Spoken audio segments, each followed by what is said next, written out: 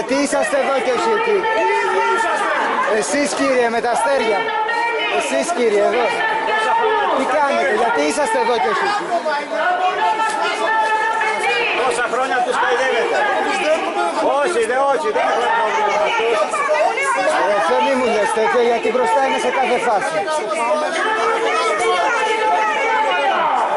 Πάμε ούτε να μην παίρνετε.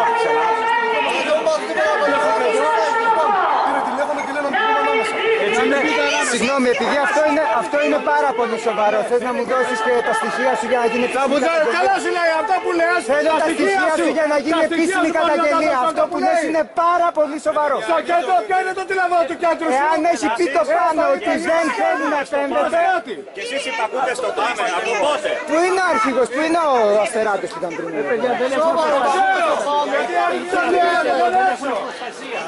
Συγγνώμη, ποιος είναι υπεύθυνος εδώ πέρα να δώσει μερικές απαντήσεις? Γιατί εδώ μας λένε τρελά πράγματα.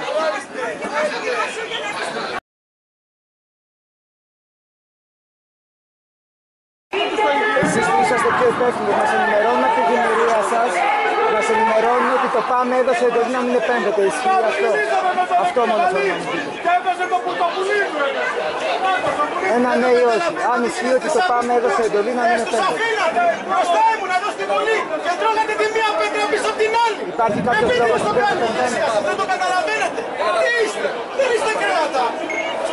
Τρώγατε ξύλο και είχατε χτυπήματα. Σπασμένα χέρια.